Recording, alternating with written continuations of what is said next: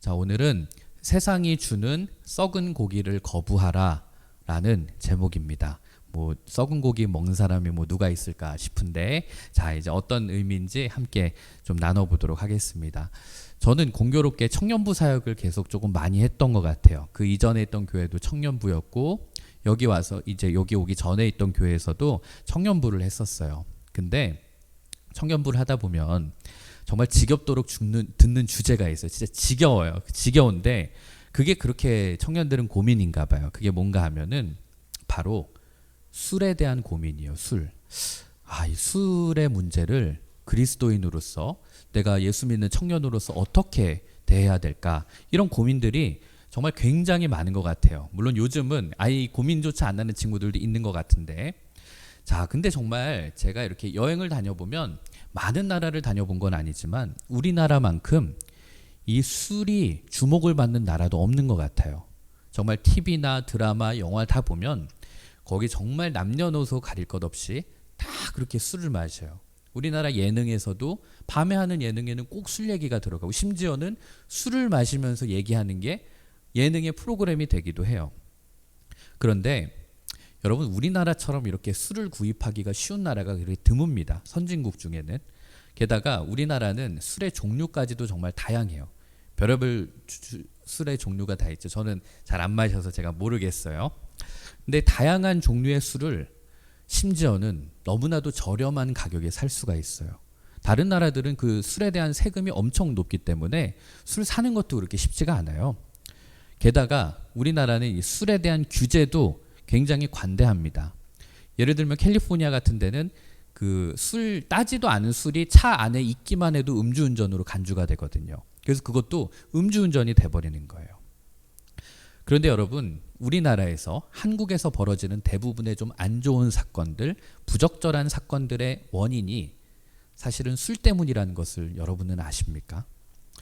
제가 여기서 술 때문에 어떤 일들이 이 대한민국에서 벌어졌었는가 제가 찾아보다가 일일이 예를 들지 않을게요. 너무 사건들이 지저분하고 더럽고 추해서 여기서 다 얘기하기에도 뭐하고, 찾아보는 저도 부끄럽고 입에 담기에도 정말 그런 지저분한 일들이 너무나도 많더라고요.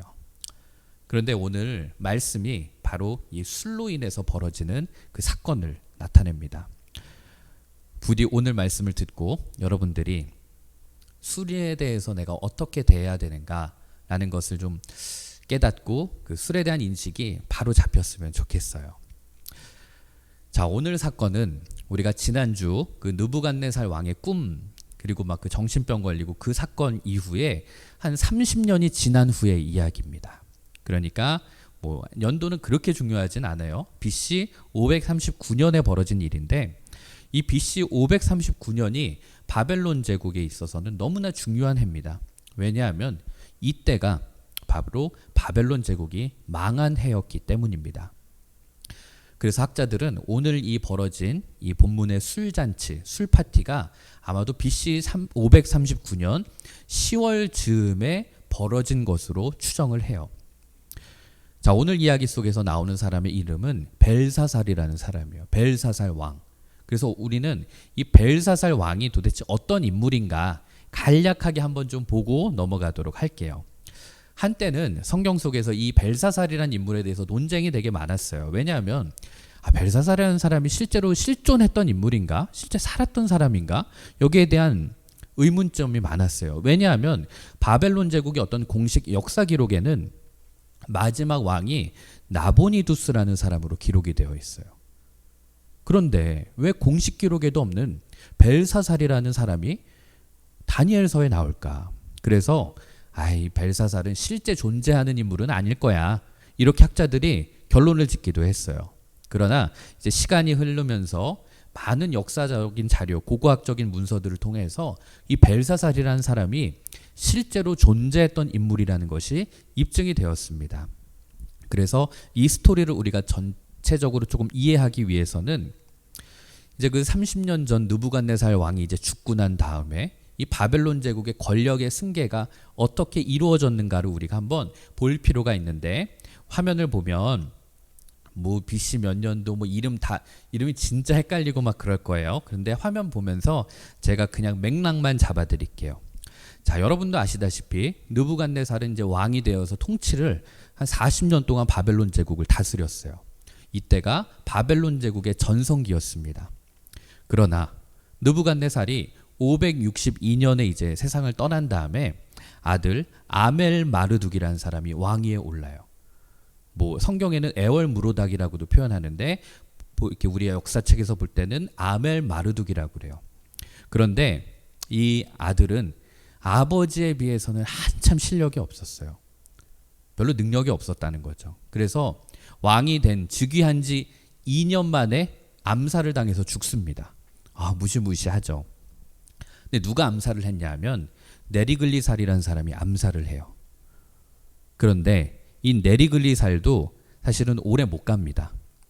4년 만에 죽고 그의 아들 라바시 마르둑이 이제 그 왕위를 물려받아요. 그런데 이 라바시 마르둑도 1년 만에 나보니두스에 의해서 암살을 당합니다. 자, 이름이 누가 죽고 자, 다 필요 없어요. 여기서 정리되는 포인트는 그거예요. 느부갓네살이 죽은 후에 7년 동안 왕이 4번이나 바뀌는 거예요. 엄청난 혼란기였겠죠. 이런 혼란기에 마지막 왕이 된 사람이 바로 나보니두스라는 사람이에요. 그런데 이 나보니두스가 왕이 되었을 때는 이미 바벨론 제국의 국운, 운명이 쇠하고 있었어요. 여러분, 나라가 약해지면 이제 주변 나라들이 이제 바벨론 옛날의 바벨론이 아니네, 만만하네 이러면서 툭툭 건드리는 거죠. 그렇기 때문에 나보니두스는 왕으로서 재위하는 기간 대부분을 전쟁터에서 보내야만 했어요. 참 불쌍하죠. 선조였던 느부갓네살 왕은 전쟁터에서 보내긴 했는데 항상 자기가 승리하는 전쟁터였어요. 승승장구하는 그런 전쟁터였으니 얼마나 한편으로는 즐거웠겠어요. 그런데 이 나보니두스는 그 당시에 신흥강대국이었던 메데 페르시아 제국, 여기에 공격이 계속 오니까 그 자기들의 영토를 지키기에 급급했던 거예요.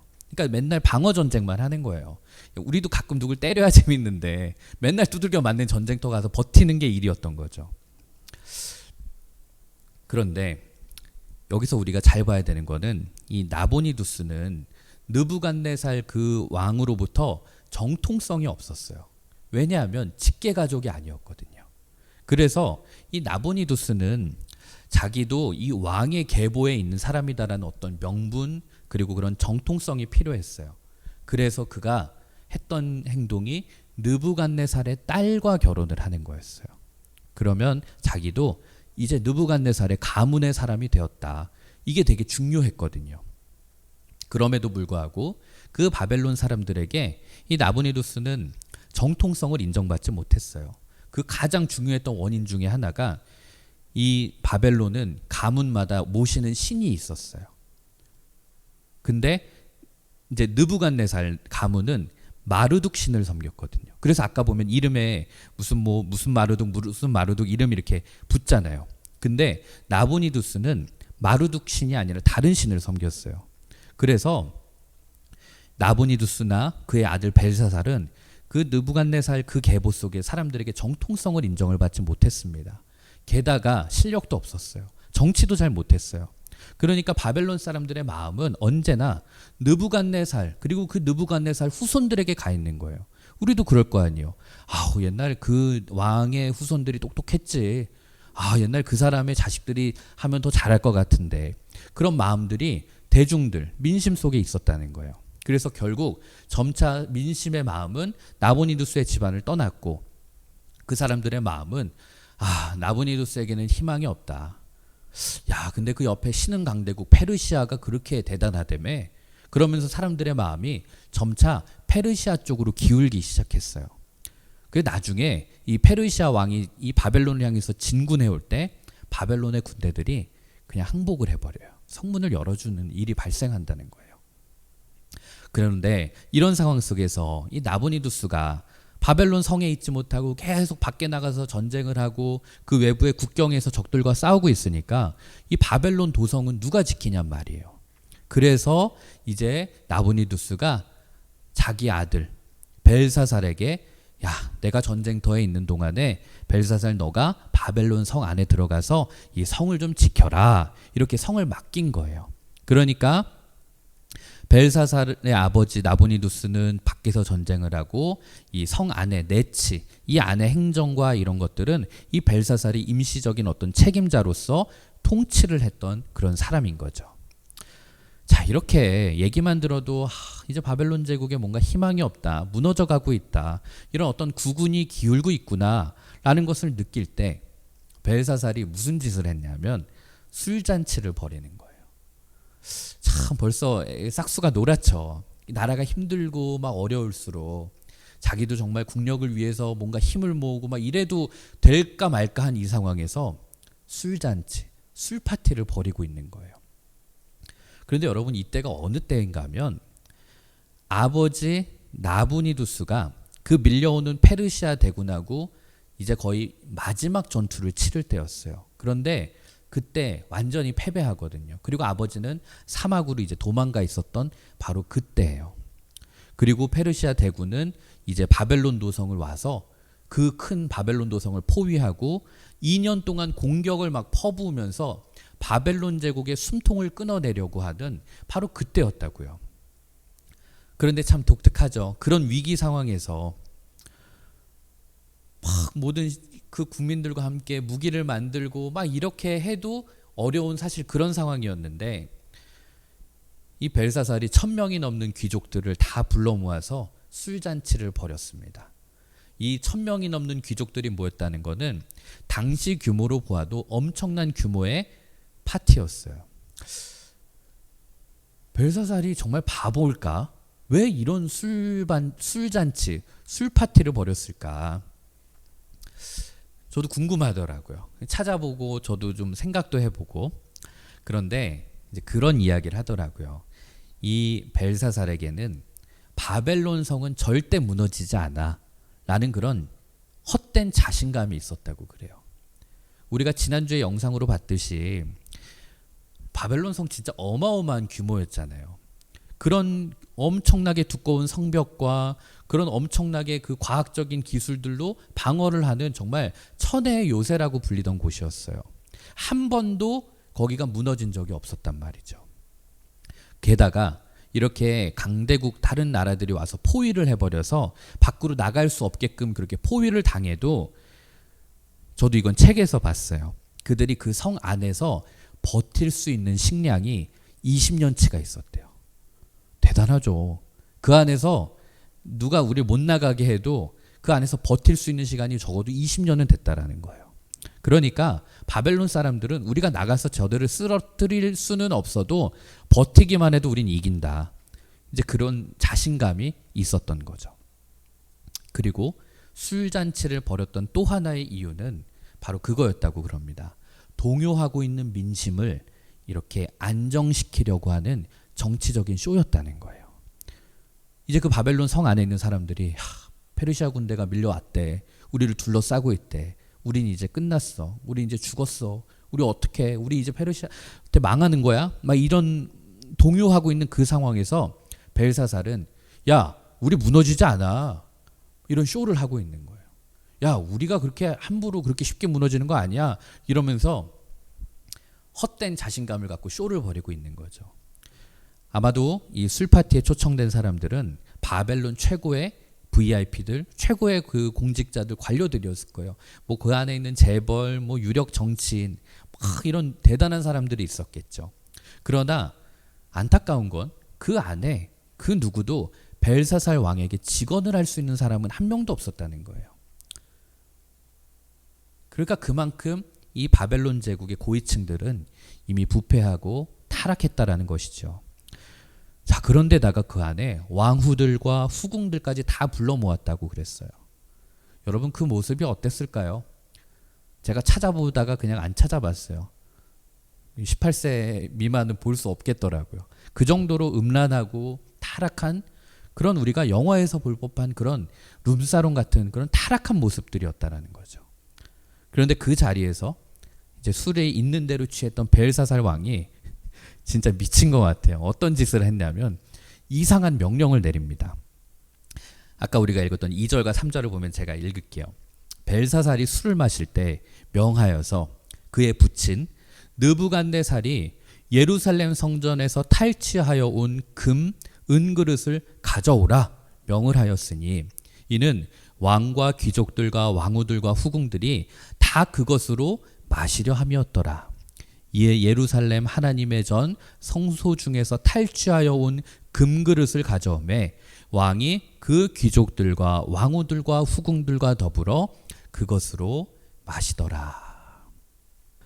여러분 67년 정도 그 전에 그 느부갓네살, 그러니까 이 벨사살의 할아버지죠.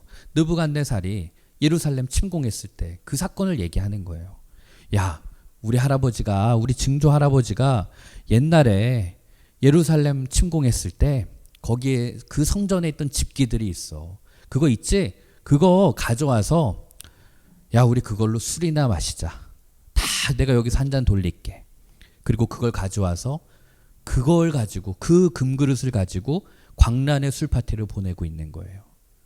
그런데 그 모습이 어땠는가? 4절을 보면 이렇게 돼 있어요. 그들이 술을 마시고는 그 금, 은, 구리, 쇠, 나무, 돌로 만든 신들을 찬양하니라. 여러분 여호와의 성전에 있었던 그 성물, 그 집기들을 가져온 것도 모자라서 그걸로 술을 마시는데 게다가 그걸로 술을 마시면서 그것도 모자라서 자기들의 그 우상신을 막 찬양하고 있는 그 모습이에요. 너무나도 끔찍하고 어리석고 비극적인 모습이죠. 그런데 여러분 이거 한번 보시면 그런 생각이 들어요. 이 술에 취하는 것과 인간이 우상을 숭배하는 거에는 묘한 공통점이 있어요. 에베소서 5장 18절에 보면 이런 유명한 구절이 있어요. 공동번역으로 제가 한번 찾아봤어요. 술 취하지 마십시오.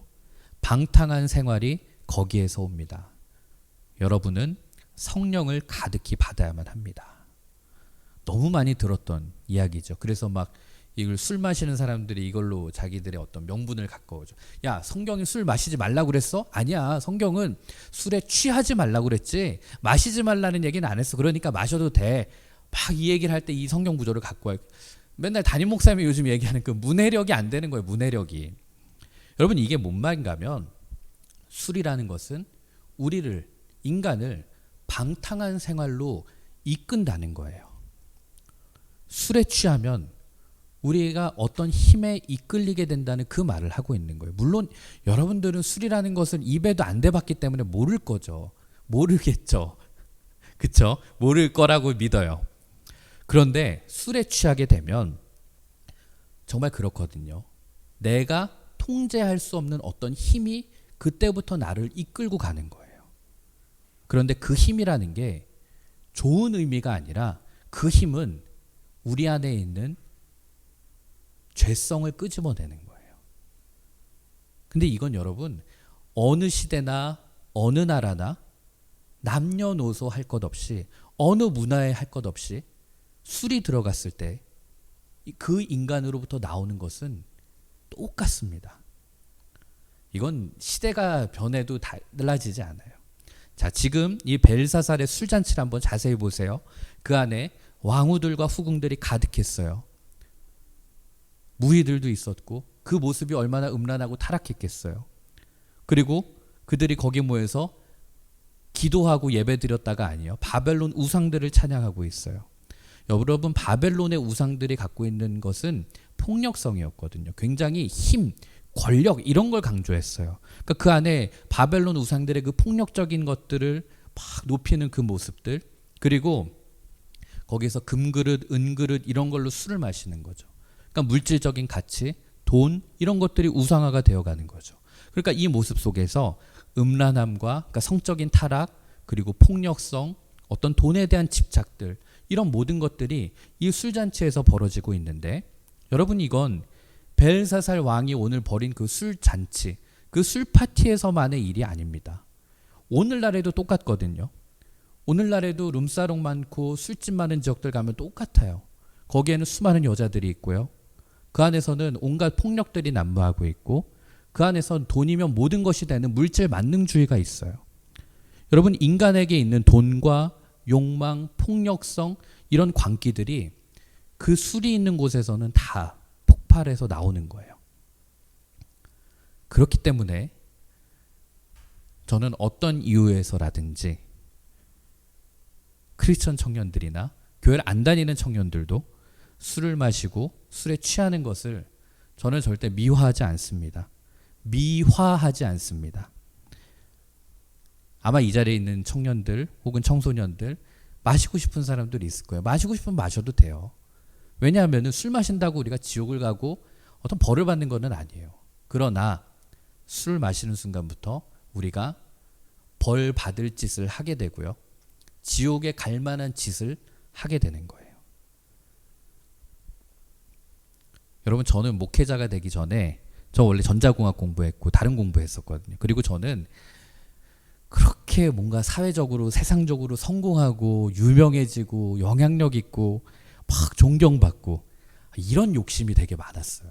그런 사람이 되고 싶었고, 그러니까 우리가 굳이 분류하면 성공에 대한 욕구가 되게 강한 사람이 있잖아요. 그래서 저는 막 고등학교 때도 늘 찾아서 보는 책들이 막 다 그런 거였어요. 뭐 어디 대기업 회장이 어떻게 그 위인 전기 막 이런 거 성공했고 막 이런 것들.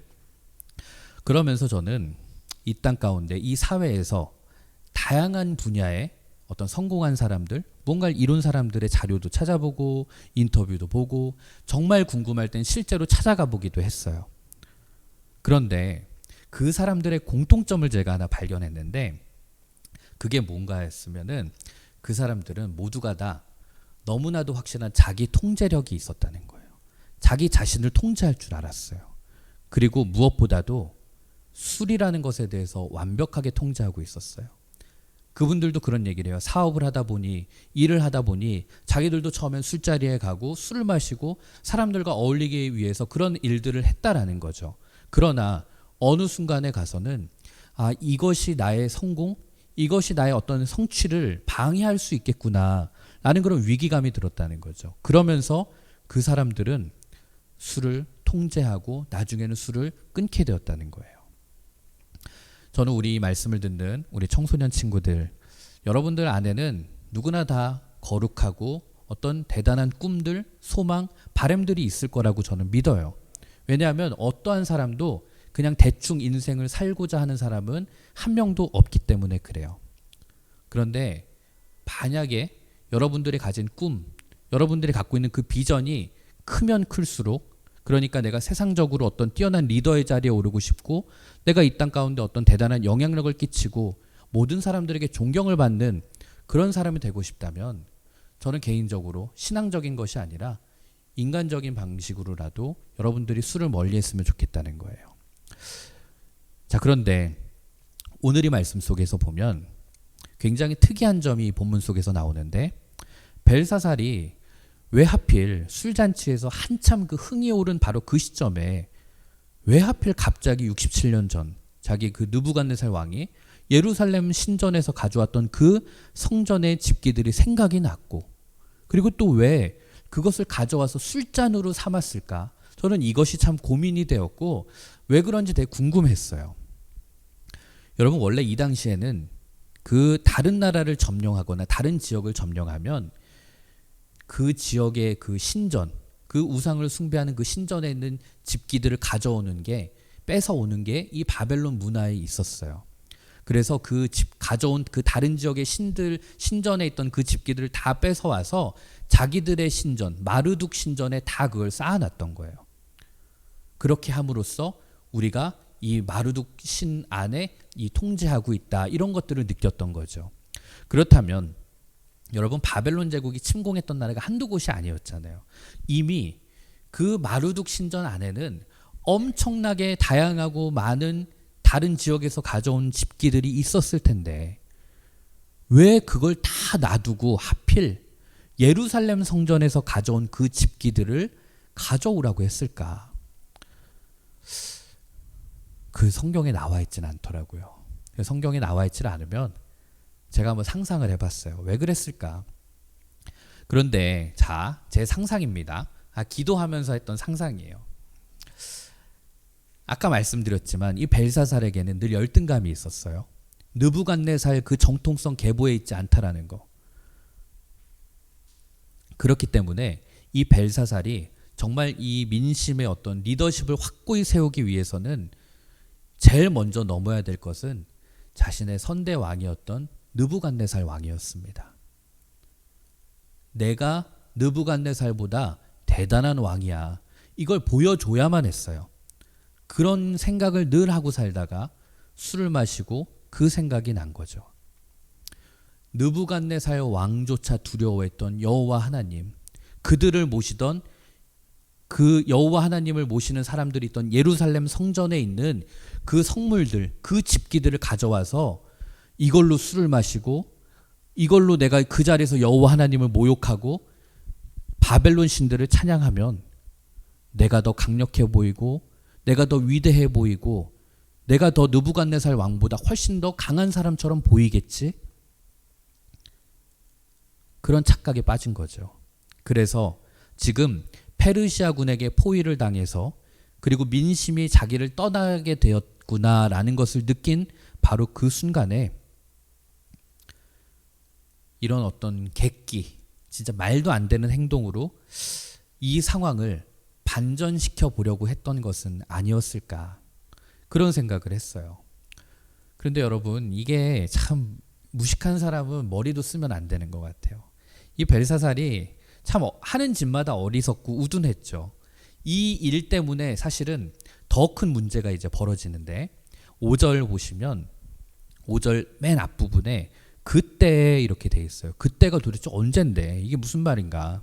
자, 여기서 말하는 그때라는 것은 벨사살이 나는 느부갓네살 왕보다 위대해. 할아버지도 꼼짝 못했던 여호와 하나님을 내가 능욕하고 욕보이고 있잖아. 여호와 하나님, 야, 그거 아무것도 아니더래야. 내가 지금 그 성전에 있는 성전 집기 들고 와서 이렇게 술 마셔도 아무 일도 없네. 막 이러면서 자아도취에 빠지고 하나님을 모욕하는 바로 그 순간에 여러분, 영화 같은 일이 펼쳐진 거예요. 손가락이 탁 나와서 그 손가락이 석회벽 글씨, 석회벽에다가 글씨를 막 쓰고 있는 거예요. 자, 여러분, 석회벽이라고 하면 우리는 석회로 만든 벽만 생각하는데요. 실제 바벨론 그 역사 속에서 바벨론 제국 왕궁의 석회벽이라고 하는 건 주로 거기에 뭘 입력했냐면 이집트나 바벨론 이런 지역에 있는 사람들은 자기 제국의 어떤 업적이나 그런 위대함 이것을 그 상형 문자나 그림으로 남기던 곳이 바로 이 석회벽이었습니다. 참 이걸 보면서 야, 하나님은 진짜 그냥 하늘에다가 구름으로 나타날 수도 있고 땅에다가 뭔가 그냥 막 모래로 글씨를 쓸 수도 있는데 하필 왜 석회벽에다가 썼을까? 저는 이 부분이 참 하나님이 통쾌한 것 같아요. 이곳은 그들의 업적, 바벨론 제국이 얼마나 대단한 것인가, 그것을 기록하는 그 공간인데 하나님은 그 공간을 덮어버리시는 거예요. 그 하나님의 글씨로 덮어버리시면서 너희들의 역사가 그렇게 대단한 것 같니? 너희들이 이룬 그것이 그렇게 훌륭한 것 같아? 그거 다 의미 없는 거야. 그거 다 헛된 거야. 그러면서 거기에 하나님이 한 글자 한 글자씩 써 내려가십니다. 여러분, 그 순간의 그 술잔치의 분위기가 어땠을까요? 아마도 정적이 흐르고 다들 입이 벌어져서 경악을 금치 못하는 그런 상황이 되었지 않았을까. 그리고 왕은 두려워서 벌벌 떨었을 것 같아요. 그게 5절 6절에 보면 이렇게 표현이 되어 있어요. 그때 사람의 손가락들이 나타나서 왕궁 촛대 맞은편 석회벽에 글자를 쓰는데 왕이 그 글자 쓰는 손가락을 본지라. 이에 왕의 즐기던 얼굴 빛이 변하고 그 생각이 번민하여 널쩍다리 마디가 녹는 듯하고 그의 무릎이 서로 부딪힌지라. 자, 여기서 나온 이 표현들이 되게 구체적이고 적나라합니다. 널쩍다리에 그 마디가 녹는 듯하고 막 다리가 녹는 것 같고 무릎이 서로 부딪혔대요. 너무 막 두려워서 부들부들 떠니까 무릎이 막 부딪힌 거죠. 다리가 후들후들거리고 이 왕의 정신이 반쯤 이제 얼이 빠진 거죠. 그리고 거기에 글씨가 하나 남겨졌어요. 근데 딱 봐도 여러분, 쓰여진 것도 특이하지만 거기에 어떤 글씨가 있는데 이게 도대체 무슨 글씨인지도 모르겠고, 이게 다들 막 뭔가 심상치 않은 것 같은데 어안이 벙벙한 그 상황 속에서 왕이 이제 난리가 난 거죠. 야, 저거 뭐야? 이러고 빨리 해석해봐 막 하면서 그 상황을 7절이 이렇게 표현을 해요. 왕이 크게 소리질러 술객과 갈대아 술사와 점쟁이를 불러오게 하고 바벨론의 지혜자들에게 말하되 누구를 막론하고 이 글자를 읽고 그 해석을 내게 보이면 자주색 옷을 입히고 금사슬을 그의 목에 걸어주리니 그를 나라의 셋째 통치자로 삼으리라 하니라. 막 왕이 지금 다급해서 그 말을 하는 거죠. 야, 누구든지 저 벽에 써있는 저 글씨를 해석하기만 하면 내가 자주색 옷을 입혀주고 금사슬을 걸어줄게. 이렇게 말하는 거예요. 이게 어떤 걸 상징하냐면 여러분, 왕족만 입을 수 있는 최고의 것들인 거예요. 자주색.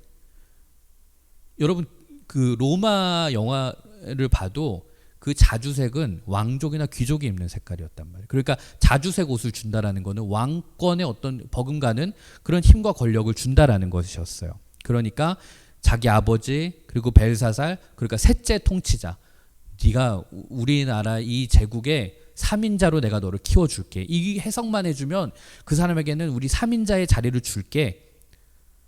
그러니까 내가 최고의 권위와 명예와 권력, 돈 다 줄 테니까 제발 누가 이거 좀 해석 좀 해줘. 근데 여러분, 이제 그 자리에 바벨론의 그 지혜자라고 하는 술객과 똑똑한 사람들 다 모였어요. 자, 어떻게 됐나? 8절 9절을 볼게요. 그때 왕의 지혜자가 다 들어왔으나 능히 그 글자를 읽지 못하며 그 해석을 왕께 알려주지 못하는지라. 그러므로 벨사살 왕이 크게 번민하여 그의 얼굴빛이 변하였고 귀족들도 다 놀라니라. 여러분, 바벨론 제국의 최고 엘리트들, 똑똑한 사람들 다 불러모았는데 해독이 안 되는 거예요. 해석이 안 되는 거죠. 여러분, 바벨론 제국은 당대 최고였단 말이에요. 거기에서 제일 똑똑한 사람들이 왔는데도 그걸 못 푸는 거예요. 여러분, 살면서 인생 앞에 자잘한 문제들은 여러분들이 노력하고 여러분들이 애쓰면 풀 수 있어요. 그러나 여러분들이 앞으로 살면서 인생에 펼쳐지는 어떤 결정적인 문제들, 그런 어려움 가운데에서는 절대 하나님 앞에 엎드리지 않으면 풀 수 없는 문제들이 반드시 있습니다. 그런데 이 벨사살은 하나님을 모르니까 이건 못 푸는 거죠. 그러면서 공포감은 더해져만 가고 그가 이제 결국은 패닉 상태에 이릅니다. 그리고 바로 그 상황에서 왕비가 등장해요. 10절을 보면 왕비가 왕과 그 귀족들의 말로 말미암아 잔치하는 궁에 들어왔더니 이에 말하여 이르되 왕이여 만수무강하옵소서. 왕의 생각을 번민하게 하지 말며 얼굴빛을 변할 것도 아닙니다. 자, 여기서 왕비라고 번역이 됐는데 사실은 원어 성경을 보면 왕비가 아니라 왕후예요. 왕후. 왕비는 벨사살의 아내처럼 보이지만 왕후는 벨사살의 어머니입니다. 그러니까 아버지 그 나보니두스의 아내인 거죠. 근데 이 여자가 쉽게 말하면 이 계보를 보면 느부갓네살의 딸인 거죠. 그러니까 그 아버지의 그 딸인 거예요. 이 여자가 바벨론 역사 속에서도 정말 여걸이었다고 그래요. 정말 성격도 호탕하고 정말 남자 못지않는 굉장한 리더십을 가진 그런 카리스마 있는 여인이었다고 알려지는데 그녀가 이제 이 상황에 딱 들어와서 지금 말하는 거예요. 왕이시여, 아들아, 번민할 필요 없어. 그리고 너 이걸로 얼굴 빛을 변할 것도 아니야. 조금 더 쉽게 말하면 야, 정신 차려. 너 지금 네가 그렇게 사색이 돼서 그렇게 두려워할 필요가 없어. 그러면서 이 왕후가 말하는 거예요. 11절에 보면 왕의 나라에 거룩한 신들의 영이 있는 사람이 있으니 곧 왕의 부친 때에 있던 자로서 명철과 총명과 지혜가 신들의 지혜와 같은 자니이다. 왕의 부친 느부갓네살 왕이 그를 세워 박수와 술객과 갈대아 술사와 점쟁이의 어른을 삼았다. 우리 바벨론 제국에 모든 사람들의 존경과 인정을 받았던 우리 아버지 느부갓네살 왕조차도 함부로 대하지 못했던 사람이 있어. 그 사람이 얼마나 똑똑했냐면 선왕께서는 모든 박수와 술객과 갈대아 술사들, 그 점쟁이들, 그 모든 사람들 가운데서도 최고의 관료로 그를 인정할 정도였어. 이 얘기를 하는 거예요. 그러니까 벨사살이 이제는 다니엘을 부릅니다. 도저히 뭐 누구도 해석을 못하니까. 그래서 이제 다니엘이 이제 오는데 이때 다니엘의 나이가 82세예요. 그러니까 많은 시간이 흘렀으니까 이제 노인이 된 거죠. 50대 중반에 느부갓네살 왕이 죽은 다음에 이제 다니엘은 은퇴하고 더 이상 관직에 있거나 거기서 뭐 일을 한 게 아니라 그냥 제야에 묻혀서 조용히 살던 사람이었어요. 그런데 이 역사의 부름 앞에 이제 다니엘이 한복판에 다시 서게 된 거예요. 비록 다니엘이 현직에서 물러나는 있었지만 바벨론 정세를 보면서 이제 바벨론은 국운이 쇠하고 있구나. 느부갓네살 이후에 정말 그 짧은 기간 동안 계속해서 왕이 바뀌는 그런 권력의 암투들을 바라보면서, 그리고 새롭게 떠오르는 신흥강대국 페르시아를 보면서 예상을 했겠죠. 그리고 그런 위기 속에서 왕은 뭐한대? 이랬더니 그 왕은 술잔치나 벌이고 있으니까 이 다니엘이 볼 때 얼마나 한심했겠어요. 그래도 왕이 불렀으니까 다니엘이 이제 그 술잔치 안으로 왕궁에 탁 들어갔어요. 딱 들어갔는데 다니엘의 마음이 진짜 무너져 내리는 거예요. 술잔치를 벌이고 있는 이놈들의 그 모습을 보는 것도 열이 받는데 도대체 뭘 가지고 먹나 이러고 자세히 보니까 나의 조국 예루살렘 성전에서 우리가 하나님께만 제사 드릴 때 겨우겨우 그걸 아끼고 아꼈던 그걸 가지고 이 자식들이 술을 퍼마시고 있는 거죠. 진짜 내가 이 바벨론 놈들 버릇없고 근본 없다고는 했지만 이런 놈들을 내가 봤나. 이 귀한 집기를 가지고 술 파티를 벌이고 있으니. 저는 다니엘이 엄청 화가 났을 것 같아요. 엄청 분노했을 것 같아요. 비록 그가 80대 노인이긴 했지만 그의 그 눈빛만은 여전했을 것 같아요. 이제 다니엘이 열받아서 벨사살하고 이제 대화를 시작을 해요. 아마 이 대화의 문맥을 봤을 때 이 벨사살은 다니엘을 얘기만 들었지 실제로 본 건 처음이었던 것 같아요. 그런데 여러분들도 알죠? 말로만 듣던 그 제아의 숨은 고수를 실제로 대면한 그 순간은 상당히 그가 갖고 있는 그 에너지, 이게 차원이 다릅니다. 원래 알잖아요. 딱 그 고수는 보기만 해도 느껴지는 거. 근데 이 벨사살이 진짜 멍청한 사람인 것 같아요. 그 다니엘을 보고도 그 어떠한 것도 느끼질 못해요. 그리고는 정말 무모하게 다니엘을 향해서 오만하게 말을 건네요. 그게 이제 13절인데 이에 다니엘이 부름을 받아 왕의 앞에 나오매 왕이 다니엘에게 말하되 너가 나의 부왕이 유다에서 사로잡아온 유다 자손 중에 그 다니엘이냐? 건방지게 얘기하는 거죠. 야, 네가 그 말로만 듣던 다니엘이구나. 근데 너 그 우리 조상들 포로로 끌려온 그 미천한 신분의 사람이잖아. 그치? 이러면서 그 새파랗게 젊은 놈이 다니엘의 그 80 먹은 다니엘을 기를 죽이려고 그러는 거죠. 약을 올리는 거죠.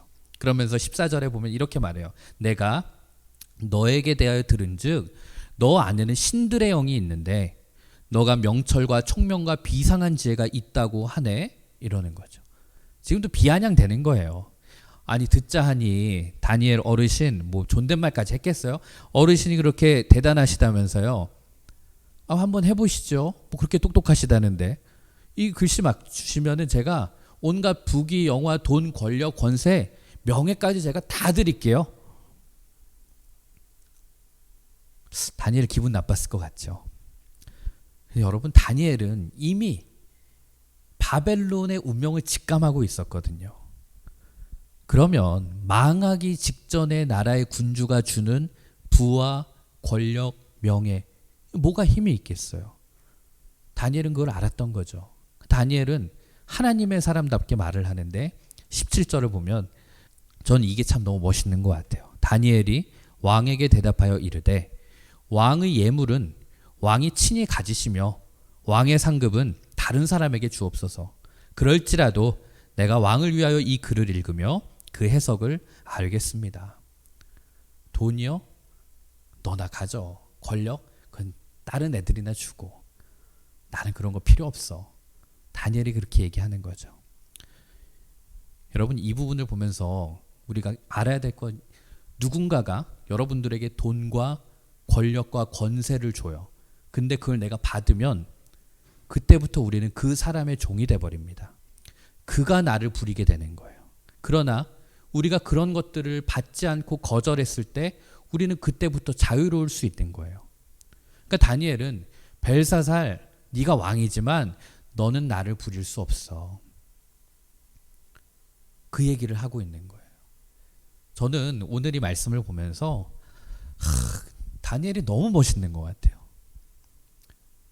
정말 80에 100발의 노인일 거 아니에요. 80인데 머리가 검은 머리는 아닐 거 아니에요. 100발의 그 할아버지가 그 왕 앞에서 한마디도 지지 않으면서 그 기백을 보여주는 그 모습. 이건 이제 저의 상상의 영역입니다. 저는 상상해 봤어요.